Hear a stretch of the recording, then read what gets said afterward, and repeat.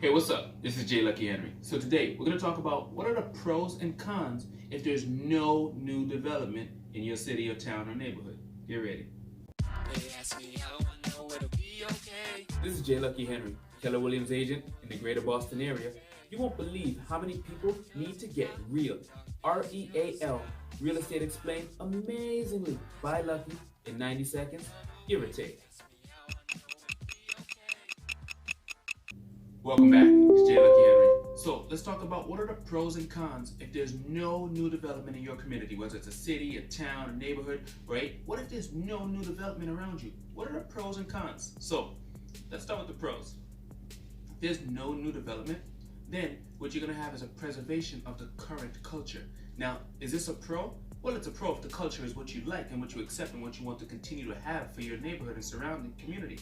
However, if it's a high crime area or super low income, then that might not be considered a pro because you might want to change that. You might want to change the way that is to a better living situation. But if you have a historically, culturally rich place that's relatively safe to your standards and your community standards, then you might say, hey, no new development is a pro. We get to keep and maintain our culture. Another pro to no new development is that local investors have an opportunity to invest in the community. And that's making the assumption that new development is coming from external money.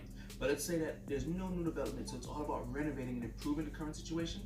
That gives a great opportunity for local investors to go out and buy property in their area. If you live in an area that you say, hey, I noticed there's a lot of new development coming in, that means there was a lot of abandoned buildings or open space that could have been developed by anyone living there.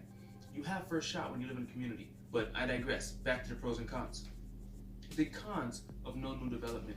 Well, when there's no new development, there's no surge in retail, right? Without the new buildings, there's no surge in employment and there's no surge in tourism, right? Unless, of course, you're in one of those culturally, historically rich places. But new development brings all those things with it. Jobs, booms in tourism, depending on what's being built. Mixed use buildings provide for new jobs, more security, more income, more tax revenue, tons of reasons why new development is good. So tons of cons if you don't have a new development. You follow? So these are my pros and cons to no new development. Comment below what you think. Let us know. Is there new development happening in your city right now, your town, neighborhood, community? Do you like it? Do you not like it? Are you for it or against it? Comment below, let us know. It's been real. It's been 90. Gotta go. We back tomorrow with another video. This is J Lucky Henry, and I'm here to keep it real with you. Whether you're looking to buy, sell, or invest in real estate, call or text 978-712-0244 and make sure you subscribe to my channel for more.